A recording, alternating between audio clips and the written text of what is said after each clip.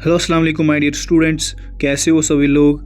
I hope कि सभी अच्छे ही होंगे। ठीक है गाइज़, आज का जो हमारा वीडियो रहने वाला है वो हम बात करने वाले हैं कि क्लास 10th जो कि SST है, यानी कि उसमें बहुत सारे सब्जेक्ट्स हैं।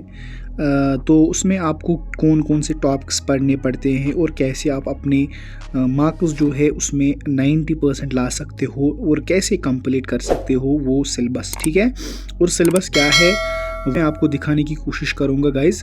लेकिन आपको सबसे पहले PDF अपने पास होनी चाहिए। ठीक है ना, जो सिलेबस है क्लास 10th का, अगर वो नहीं है तो आप मुझे मैसेज करना व्हाट्सएप ग्रुप पर, तो वहाँ पर मैं डायरेक्टली आपको जो 10th की जो सिलेबस की PDF है वो मैं आपको सेंड करूँगा। ठीक है, तो चलो जी अपना जो वीडियो स्टार्ट करते हैं। लेकिन उससे पहले भाई की तरफ से इतनी रिक्वेस्ट है कि अभी तक आपने अगर सब्सक्राइब नहीं किया तो सब्सक्राइब कर सकते हो आप। बेल आइकन भी ऑन करना। अगर अभी तक आपने व्हाट्सएप ग्रुप या टेलीग्राम ग्रुप ज्वाइन नहीं किया तो आप जल्दी कर सकते हो वो भी ज्वाइन, क्योंकि उसमें बहुत सारे स्टूडेंट्स जुड़े हुए हैं। ठीक है, चलो जी मैं सबसे पहले आपको दिखाऊंगा SST में कौन कौन से टॉपिक्स आपको इंपॉर्टेंट है, क्या क्या आप कर सकते हो उसमें। ठीक है, तो स्टूडेंट्स ये है वो PDF social science class 10th की। ठीक है, तो आपको मालूम होगा कि इसमें आपको टोटल मार्क्स जो एग्ज़ाम में आ जाएंगे वो आ जाएंगे 80। ठीक है, 80 में से आपको 26 पास रहेंगे। ठीक है, ये आपको मालूम होना चाहिए। लेकिन अगर हम यहाँ पर देखेंगे आपके सब्जेक्ट्स कौन कौन से हैं, क्या क्या है क्या क्या नहीं है। ठीक है, यहाँ पर अगर हम देखेंगे रोड एंड सेफ्टी एक्ट, ये जो है वो आपको सिलेबस में इस साल नहीं है, और लेकिन इस साल आपको खाली हिस्ट्री, जियोग्राफी और पॉलिटिकल साइंस है। ठीक है, लेकिन गाइज अगर हम देखेंगे सबसे पहले हिस्ट्री की बात करेंगे हम। हिस्ट्री में आपको कौन कौन से टॉपिक्स आ सकते हैं और किस किस क्वेश्चन में कौन कौन से शॉर्ट आंसर लॉन्ग आंसर आ सकते हैं। ठीक है, देखो सबसे पहले आपका जो हिस्ट्री का पोर्शन है वो है rise of nationalism in Europe. ठीक है, सबसे पहले आपको मालूम होना चाहिए ये जो यूनिट है, पहला यूनिट हिस्ट्री का, इसमें आपको 6 मार्क्स है। ठीक है ना, 6 मार्क्स है, ज़्यादा कुछ टॉपिक्स नहीं है, 14 to 15 टॉपिक्स है इसमें।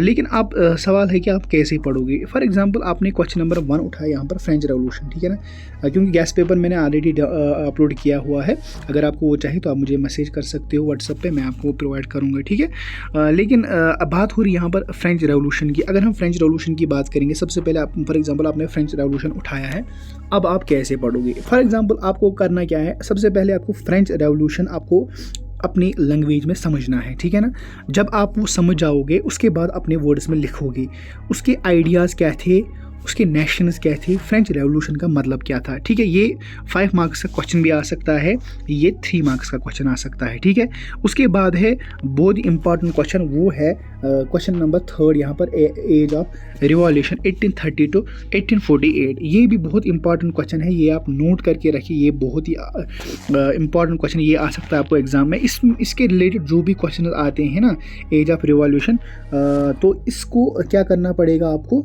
जो ये है रेवोल्यूशन जो है, एज ऑफ रेवोल्यूशन, ये आपको रट्टा मारना है, इसको याद करके ही छोड़ना है इसको। ठीक है ना, उसके बाद ये क्वेश्चन आपको ज़रूर एग्जाम में आ जाएगा, जर्मन और इटली के बारे में, जर्मन कैसे बना, इटली कैसे बना, वो आपको बताना होगा। ठीक है, और नेशनलिज्म इन इम्पेरियलिज्म, ये नेशनलिज्म आपको पहले पता होना चाहिए, इम्पेरियलिज्म आपको पता होना चाहिए। फिर अगर आपको कोई भी क्वेश्चन आ जाएगा नेशनलिज्म और इम्पेरियलिज्म में तो आप आराम से वो लिख सकते हो। ऐसे ही पढ़ते हैं। ठीक है ना, आप रहा सवाल कि आप करोगे यार फ्रेंच रेवोल्यूशन में 5 क्वेश्चन है, मैं कैसे पढ़ूंगा, याद नहीं होते, तो आपको सबसे पहले फ्रेंच रेवोल्यूशन आपको समझना है अपनी लैंग्वेज में। उसके बाद आप उसके आइडियाज़, उसके बेनिफिशियल क्या थे, वो क्या था क्या नहीं था, वो आपको सब कुछ इसमें लिखना पड़ेगा। ठीक है ना, तो ये रहा, आप इसमें ज़्यादा कुछ नहीं लगेगा, इसमें आपको 1 आवर लगेगा पढ़ने में, ज़्यादा कुछ नहीं लगेगा। अगर आप अच्छे से पढ़ोगे ना 1 घंटा लग जाएगा 1 यूनिट में, बस, ज़्यादा कुछ नहीं। उसके बाद है आपका दूसरा यूनिट, वो है नेशनलिज्म इन इंडिया। ये बहुत ही इंपॉर्टेंट ये चैप्टर है, इसमें कम से कम आपको 30 मार्क्स आ जाएंगे, लेकिन यहाँ पर लिखा है कि 5 मार्क्स आ जाएंगे, लेकिन इसमें फिर ज़्यादा आते हैं। ठीक है ना, लाइक इसमें आपको ये बात याद रखनी चाहिए, वर्ल्ड वार आपको पता होना चाहिए, खिलाफत मूवमेंट किसको कहते हैं, नॉन कॉपरेशन मूवमेंट किसको कहते हैं, सिविल डिसओबीडियंस इसमें पढ़नी है आपको। और आपको इसमें पढ़ना क्या है गाइज, ये आपको इंपॉर्टेंट क्वेश्चन मैं आपको बता रहा हूँ, और सेंटेंस कलेक्शन बिलोंग, ये आपको छोड़ना है, ये नहीं पढ़ना है। ठीक है ना, सिविल डिसओबीडियंस आपको ज़रूर पढ़ना होगा। उसके बाद अगर हम देखेंगे सेक्शन सी में इकोनॉमिक्स, और ये आपको जो ये है को सेक्शन नंबर सी, इसमें आपको मेकिंग ऑफ ग्लोबल वर्ल्ड है, ठीक है ना। क्वेश्चन नंबर 3 जो है आपका चैप्टर, इसमें आपको कैसे पढ़ना है वो मैंने आपको बता दिया है। इसमें ज़्यादा कुछ पढ़ना नहीं है, जो टॉपिक्स होते हैं लाइक प्री मॉडर्न वर्ल्ड किसको कहते हैं वो आपको पता होना चाहिए। अपनी लैंग्वेज में, अपनी कश्मीरी लैंग्वेज हो, उर्दू लैंग्वेज हो, हिंदी हो, आपको सबसे पहले अपनी लैंग्वेज में इसकी मीनिंग किसी और को समझाने की कोशिश करो, उसको बताओ कि वो क्या था क्या नहीं था, फिर आप आराम से लिख सकते हो। इसके बाद वर्ल्ड इकोनॉमी आपको लिखने होंगे। उसके बाद है एज ऑफ इंडस्ट्रियलाइजेशन। इसके मार्क्स जो है गाइज, इसके मार्क्स 11 कम से कम, सॉरी मैं आपको बताऊंगा इसके मार्क्स कितने हैं। इसके मार्क्स है 6, ठीक है ना। दोनों में से आपको एक ही पढ़ना पड़ेगा, या तो आपको ये यूनिट पढ़ना पड़ेगा या आपको ये यूनिट पढ़ना पड़ेगा, लेकिन 6 मार्क्स है। मुझे लगता है कि आप एज ऑफ इंडस्ट्रियलाइजेशन पढ़ो, वो बेस्ट रहेगा आपके लिए, इसमें क्वेश्चन आ सकते हैं, ठीक है। उसके बाद अगर हम नीचे देखेंगे, आपको ये जो है print culture and modern world, इसमें आपको 5 मार्क्स आ जाएंगे। इसमें आपको प्रिंट बुक किसको कहते हैं, पहला प्रिंट क्या था, प्रिंट रिवोल्यूशन क्या था, कि 19th सेंचुरी में क्या हो गया था, इंडिया और प्रिंट वर्ल्ड क्या था। ये इंपॉर्टेंट जो इंडिया के रिलेटेड है ना गाइस, जो इंडिया के रिलेटेड है वो क्वेश्चन बहुत ज़्यादा इंपॉर्टेंट होते हैं, क्योंकि इंडिया में हम रहते हैं, इसी के रिलेटेड क्वेश्चन आ सकते हैं। उसके बाद है क्वेश्चन नंबर, इसके बाद है कश्मीरी, ठीक है ना। कश्मीर, जम्मू एंड कश्मीर के बारे में आपको बताना है, लाइक इराक ऑपरेशन किसको, नया कश्मीर मैनिफेस्टो किसको कहते हैं, इकोनॉमिक रिफॉर्म, वो आपको यहाँ पर बताना पड़ेगा। इसमें मार्क्स है खाली 3। उसके बाद जियोग्राफी की बात करेंगे गाइस, जियोग्राफी में आपको 20 मार्क्स है टोटल, ठीक है ना। हिस्ट्री में मैंने 25 बता दिया था, और जियोग्राफी में आपको 20 मार्क्स है, ठीक है ना। इसमें पहला क्वेश्चन है रिसोर्स एंड डेवलपमेंट। इसमें आपको चूज़ करना पड़ेगा कौन कौन से टॉपिक्स जो डेली लाइफ में यूज़ करने पड़ते हैं, वही आपको इसमें निकाल कर वही पढ़ो, और इंशाल्लाह आप कामयाब हो जाओगे। इसमें 5 मार्क्स है, ठीक है।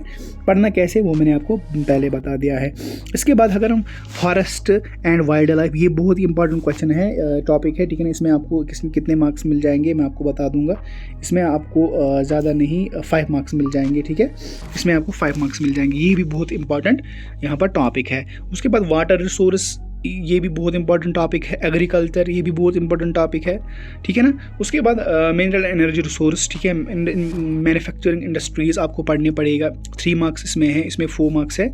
यहाँ पर आप ये देख सकते हो, ठीक है ना, ये ठीक है। यहाँ पर ज्योग्राफी खत्म, ठीक है ना। उसके बाद अगर हम इकोनॉमिक की बात करेंगे, पॉलिटिकल साइंस की बात करेंगे, पॉलिटिकल साइंस बहुत ही इंपॉर्टेंट है, ठीक है ना। पॉलिटिकल साइंस जो अगर आप खाली तीन सब्जेक्ट्स पढ़ोगे, पॉलिटिकल साइंस, हिस्ट्री और ज्योग्राफी, ये 3 सब्जेक्ट्स अगर आप पढ़ोगे ना, तो आपकी 100 में से अगर 90 नहीं तो कम से कम 80 आ जाएंगे। ये मेरा वादा है आपसे, ठीक है ना। क्योंकि जब आप अच्छे से पढ़ोगे ना ये 3 बुक्स, तो आप आराम से करोगे। सबसे पहले अगर हम पॉलिटिकल साइंस में मार्क्स कितने हैं, वो है 20 मार्क्स, ठीक है। उसमें हिस्ट्री में 25, पॉलिटिकल साइंस में कितने बताया था मैं आपको फिर से बता दूंगा, चेक करूँगा।